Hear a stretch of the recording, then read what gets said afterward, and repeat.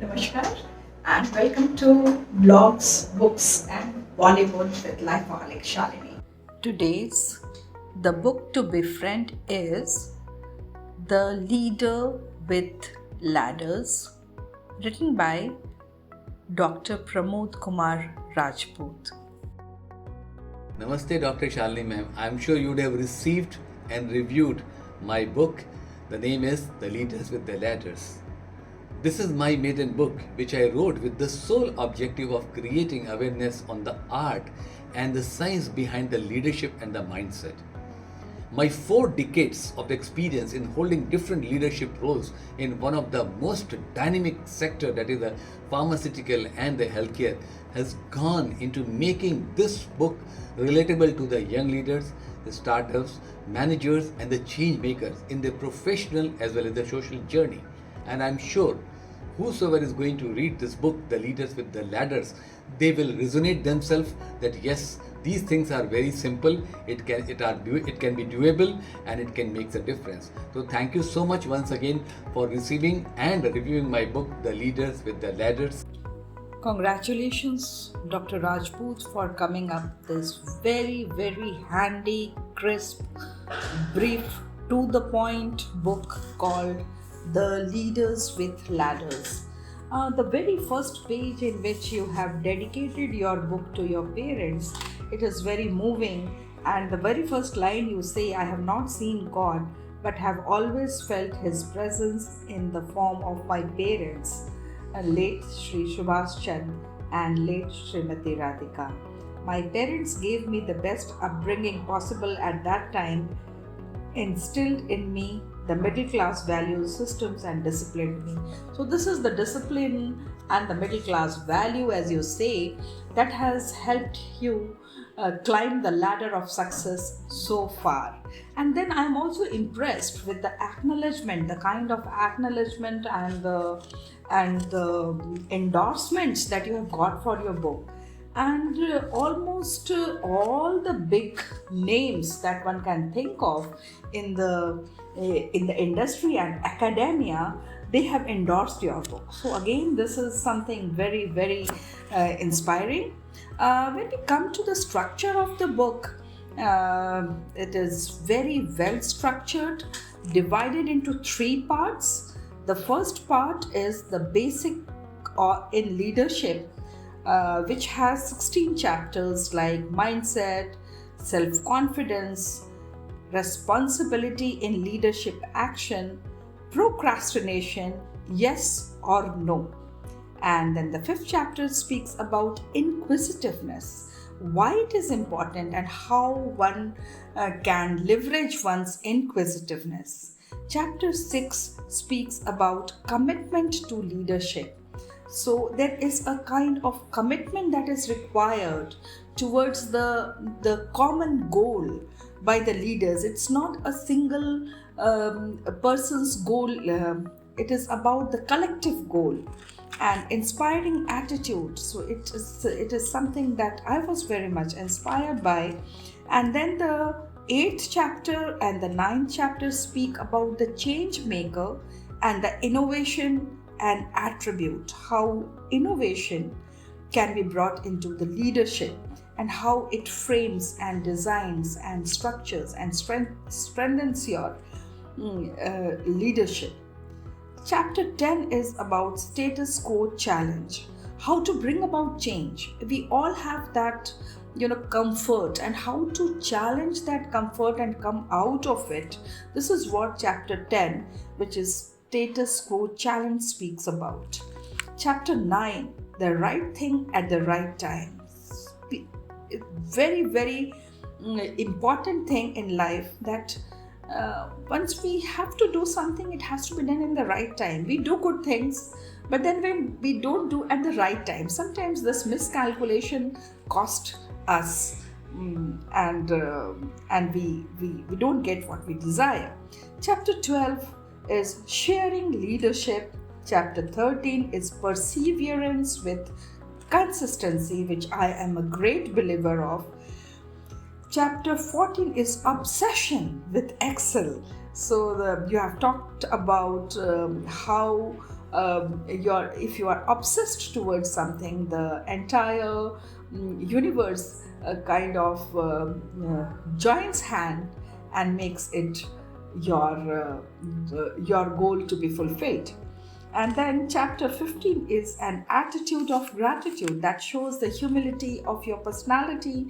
And as I have met you in person, I have seen a person with which I don't hesitate saying personification of humility. So this is what is the chapter 15, an attitude to gratitude, all about.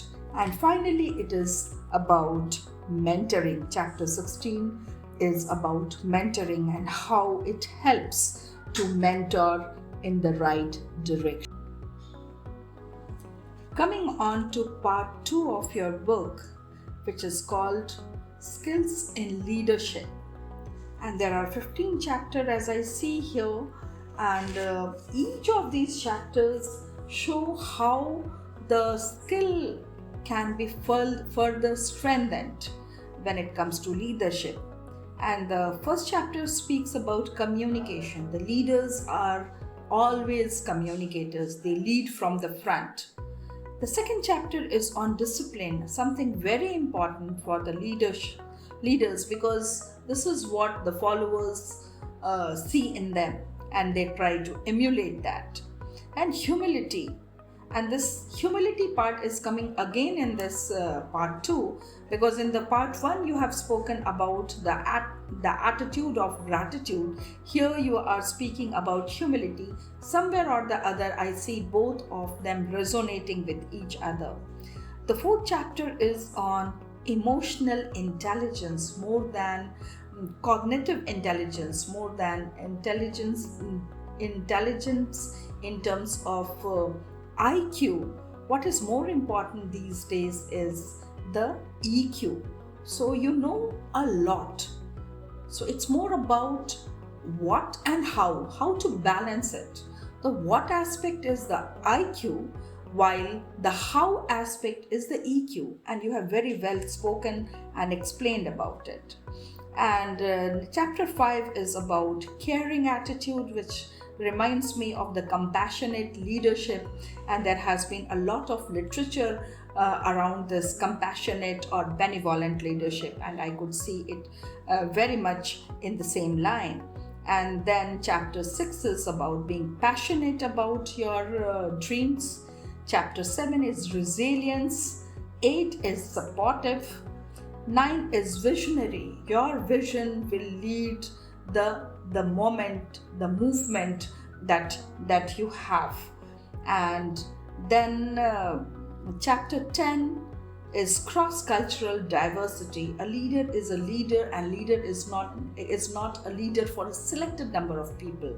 So that wide appeal has to be there, and cross-cultural diversity helps you into this. And then you are in chapter 11, you are speaking about tech savvy, how important it is to be tech savvy in this era of 21st century. And chapter 12 is building alliances and partnerships. So basically it speaks about the collaboration, and this is what is the crux of any leadership, to expand the territory through collaboration, through the collaborations and the win-win scenario creation. Learning agility is something very important, and everywhere there is a talk around lifelong learning and how learning agility is important, not only for in the life of a leader but for everyone. Chapter 14 is about being resourceful, and chapter 5 is the A factor, which you have very well explained in your own simplistic manner, and I really admire that. And the final part of this book is part 3, which you have called Effortless Talent. So I really am amazed with this term, effortless talent, that comes very organically that comes from within. There is no outside agent working on you, but it is coming from within you. So what is that all about? It has 15 chapters, and the first chapter is very, very pertinent, which talks about time management. Chapter 2 in this part is about hard work. So time is important, and doing hard work at the right time is even more important. In third chapter, you have spoken about how the practice brings in perfection in whatever we choose to do in our life. Chapter 4 is about going that extra mile that makes the hell lot of difference. Chapter 5 is self-energy, how to self-energize. So it talks about your self-care, self-talk, how much of self-love you have that gives you energy to take the team forward. And chapter 6 is something very close to my heart. I have written a lot of good books on this topic, which is body language. You are a good person, but your body should speak that you are actually a good person. So you are sincere, and that sincerity should be spoken through your body, your gestures, your expression, your facial expressions, the posture that you adopt, the eye contact, the smile. All these things you have spoken in a very crisp manner.